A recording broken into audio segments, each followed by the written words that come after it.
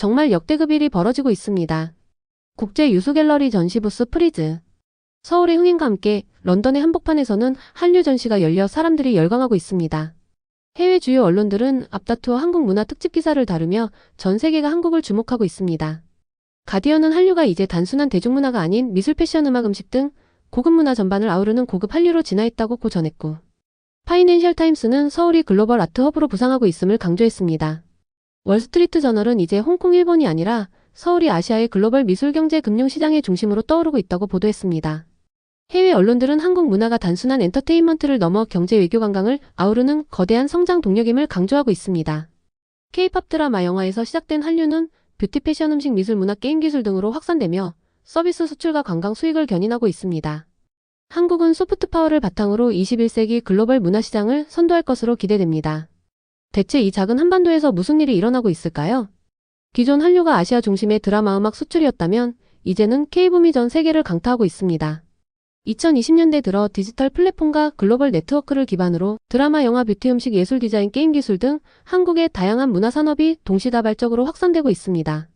오징어 게임과 기생충은 한국 고유의 사회적 메시지를 담아 넷플릭스, 아카데미 등에서 세계적 주목을 받았습니다. 최근 화제작 폭삭소가수도 전 세계 시청자의 호응을 이끌어내며 이야기의 혁신을 이어가고 있습니다.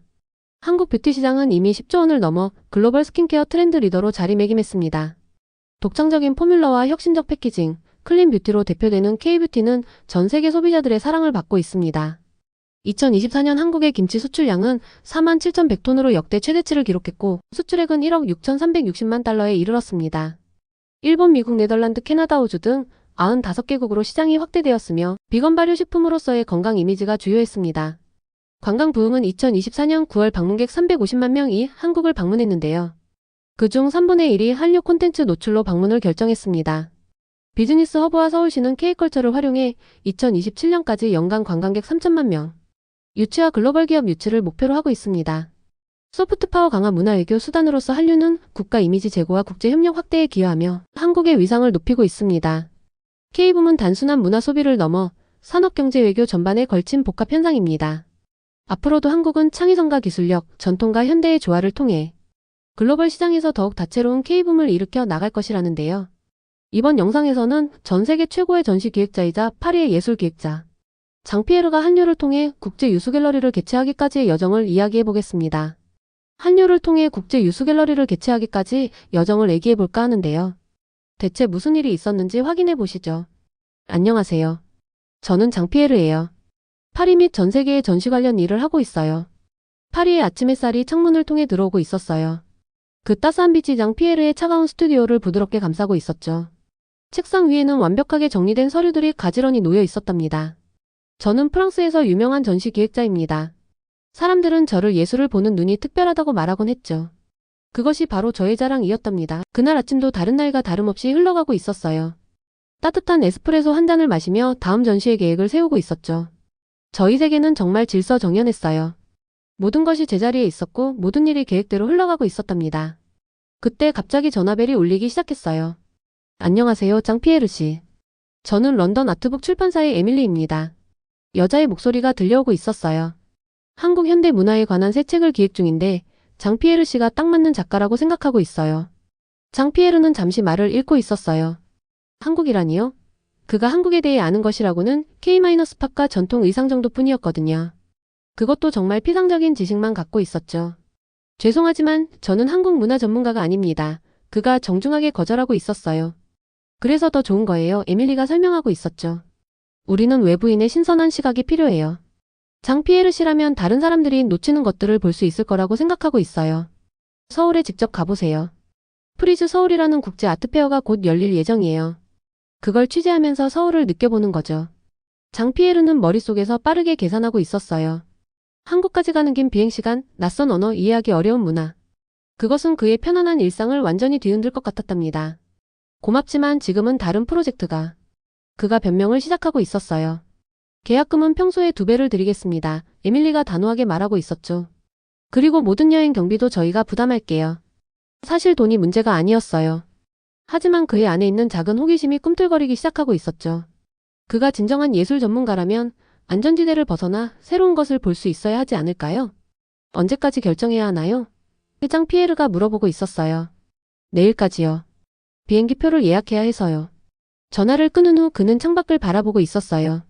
파리의 익숙한 풍경, 센강을 따라 늘어선 건물들, 그리고 멀리 보이는 에펠탑. 이 모든 것이 갑자기 너무 익숙하게 느껴지고 있었죠. 마치 오래된 그림처럼 아름답지만 놀라움이 없는 그런 풍경이었어요. 그날 밤 장 피에르는 잠을 이루지 못하고 있었어요. 마음속 깊은 곳에서 무언가가 그를 부르고 있는 듯했죠. 아침이 되자 그는 결정을 내리게 되었답니다.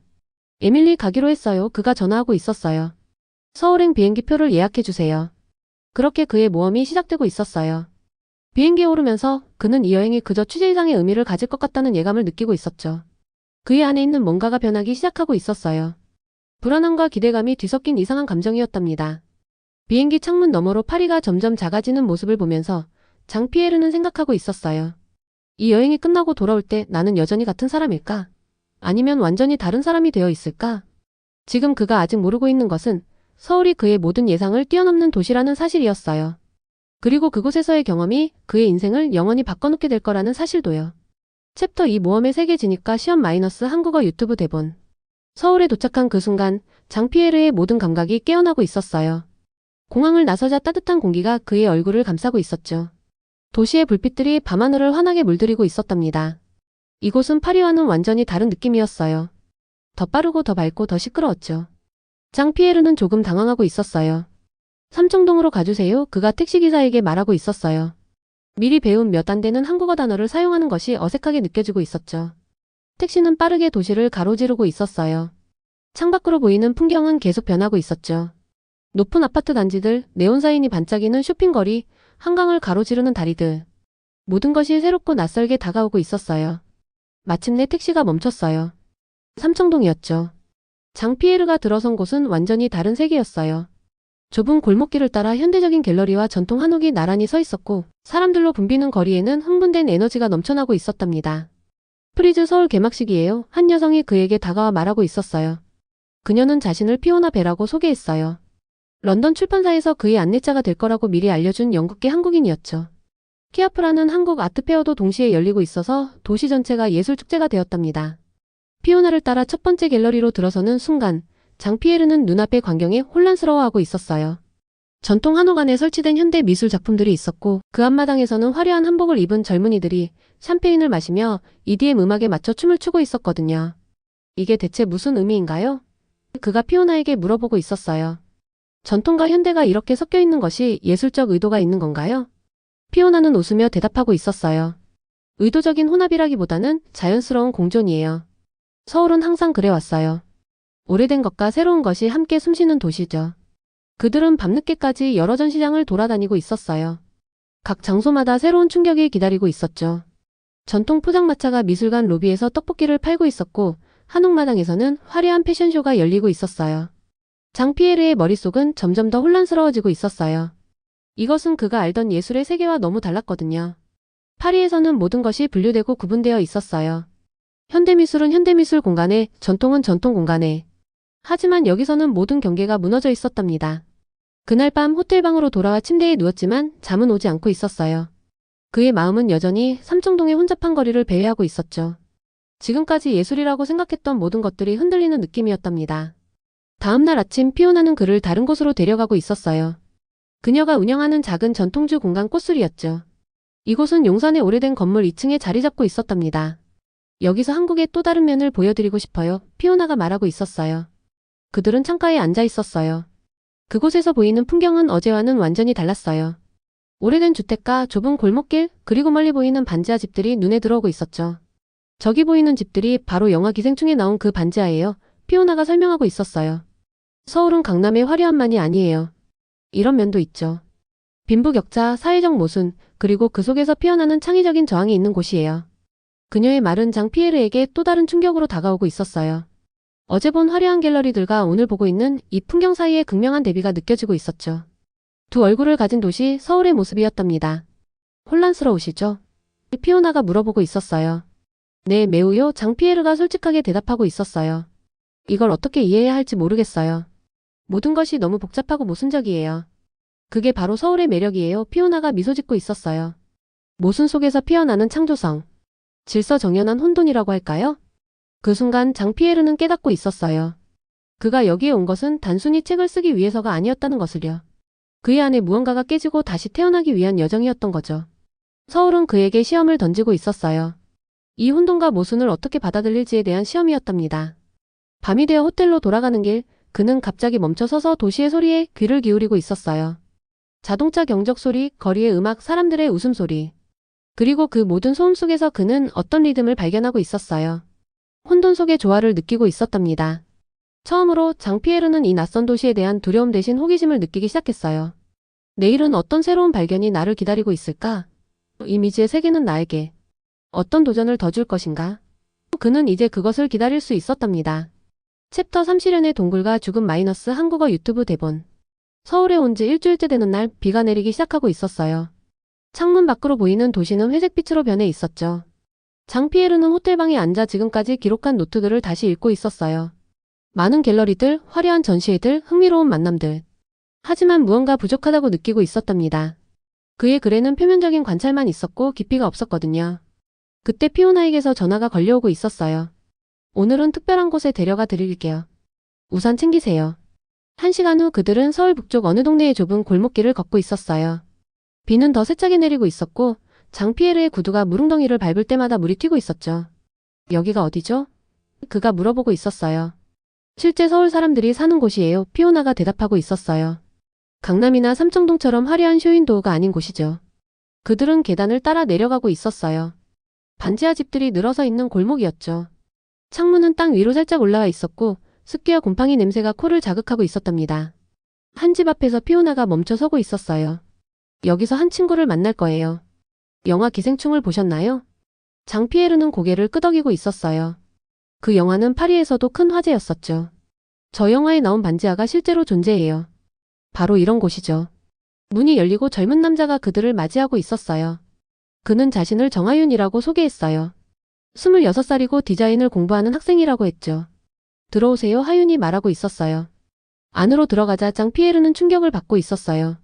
좁은 공간이었지만 벽은 화려한 그림들로 가득 채워져 있었거든요.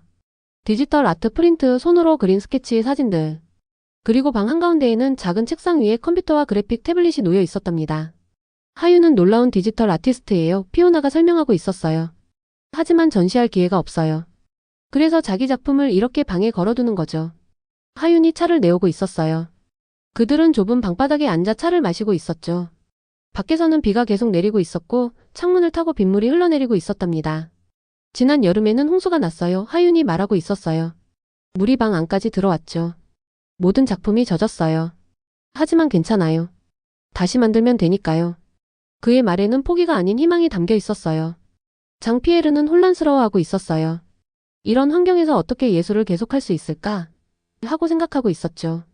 당신이 큐레이터라고 들었어요. 하윤이 그에게 물어보고 있었어요. 제 작품이 어떻게 보이나요? 장피에르는 그의 그림들을 자세히 보고 있었어요. 그것들은 정말 놀라웠어요. 전통적인 한국 요소와 현대적인 디지털 기술이 섞여 있었죠. 마치 과거와 미래가 충돌하는 듯한 이미지들이 펼쳐져 있었답니다. 정말 훌륭해요. 그가 진심으로 말하고 있었어요. 이런 작품들이 갤러리에 전시되어야 해요. 하윤은 쓴웃음을 짓고 있었어요. 하지만 누가 반지하에 사는 무명 아티스트의 작품을 전시하겠어요? 저는 유명한 학교를 나온 것도 아니고 좋은 인맥도 없어요. 그 순간 장피에르는 예술 세계의 불평등함을 느끼고 있었어요. 그가 일주일 동안 방문한 화려한 갤러리들과 이 작은 반지하 방 사이의 거리는 너무 멀게 느껴지고 있었죠. 이건 단순히 물리적 거리가 아니라 기회의 거리였답니다. 파리에서도 마찬가지예요. 그가 말하고 있었어요. 유명 갤러리의 작품을 전시하려면 좋은 학교, 좋은 인맥이 필요해요. 하지만 말을 끝맺지 못하고 있었어요. 그가 지금까지 당연하게 여겼던 시스템이 갑자기 잘못된 것처럼 느껴지고 있었거든요. 그는 그 시스템의 일부였고 그것을 유지하는 데 기여하고 있었다는 사실을 깨닫고 있었답니다. 하지만 무엇이요? 하윤이 물어보고 있었어요. 아무것도 아니에요. 장피에르가 말하고 있었어요. 밖에서 천둥 소리가 울리고 있었어요. 그리고 갑자기 전등이 깜빡거리더니 꺼져버렸어요. 그들은 어둠 속에 앉아있게 되었죠. 걱정하지 마세요. 하윤이 말하고 있었어요. 자주 있는 일이에요. 그는 작은 캔들을 켜고 있었어요. 촛불빛 아래에서 그의 작품들은 더 생동감 있게 보이고 있었죠. 그림자와 빛이 마치 춤을 추는 것처럼 느껴지고 있었답니다. 그 순간 장피에르의 마음속 무언가가 무너지고 있었어요. 그가 알던 예술, 그가 믿던 가치, 그가 따르던 규칙들. 이 작은 반지하 방에서 새로운 진실을 마주하고 있는 듯 했어요. 정말 미안해요. 그가 말하고 있었어요. 뭐가요? 하윤이 물어보고 있었어요. 모르겠어요. 그냥 미안해요. 그들은 그날 밤 늦게까지 이야기를 나누고 있었어요. 하윤은 자신의 꿈, 좌절, 희망에 대해 말하고 있었고 장피에르는 자신의 이야기를 들려주고 있었죠. 그리고 그들 사이의 벽이 서서히 무너지고 있었답니다. 밤이 깊어갈수록 장피에르의 안에서는 무언가가 죽어가고 있었어요. 오래된 그 자신, 프랑스 큐레이터로서의 정체성, 그가 가지고 있던 모든 확신들. 그것들이 이 반지하의 어둠 속에서 흔들리고 있었거든요. 하지만 동시에 무언가 새로운 것이 태어나고 있었어요. 아직 그것이 무엇인지 알 수 없었지만 그는 변화하고 있었죠. 이 시련, 이 어둠의 동굴에서 그의 영혼은 죽음과 재생의 과정을 겪고 있었답니다. 챕터 5변화와 재탄생 마이너스 한국어 유튜브 대본. 파리로 돌아온 지 2달이 지나고 있었어요. 장피에르의 아파트 창문으로 에펠탑이 보이고 있었죠. 예전에는 그 광경이 그에게 안정감을 주곤 했었는데 이제는 그저 하나의 풍경일 뿐이었어요. 그의 마음은 여전히 서울의 좁은 골목길과 반지하 방, 그리고 혼란스러운 갤러리 공간을 떠돌고 있었답니다. 장피에르 책이 정말 놀라워요. 에밀리가 전화로 흥분된 목소리를 내고 있었어요. 그녀는 그가 쓴 서울은 아직도 이상한 도시다라는 책의 출판사 편집자였죠. 이번 주 베스트셀러 목록에 올랐어요. 모두가 당신의 책에 대해 이야기하고 있어요. 장피에르는 미소 짓고 있었어요. 책의 성공은 기뻤지만 그것보다 더 중요한 것은 그가 경험한 변화였답니다. 고마워요, 에밀리. 그가 말하고 있었어요. 한국에서의 경험이 당신을 바꿔놓은 것 같아요? 에밀리가 말하고 있었어요. 이전 작품들과는 완전히 다른 느낌이에요. 더 진실되고 더 깊고 더 모순적이에요. 모순. 그 단어가 그의 귓가에 맴돌고 있었어요. 서울은 모순의 도시였죠. 전통과 현대의 가난가부, 질서와 혼돈이 공존하는 곳. 그리고 그 모순 속에서 그는 새로운 자신을 발견하고 있었답니다. 책상에는 하윤에게서 온 이메일이 열려 있었어요. 그는 이제 서울의 작은 갤러리에서 첫 전시회를 열게 되었다고 하고 있었죠. 피오나가 도와준 덕분이었어요. 하윤은 이렇게 적고 있었어요. 당신이 내 작품을 진지하게 봐준 첫 번째 큐레이터장. 피에르의 서울 문화 탐험 모순의 도시에서 찾은 새로운 시각.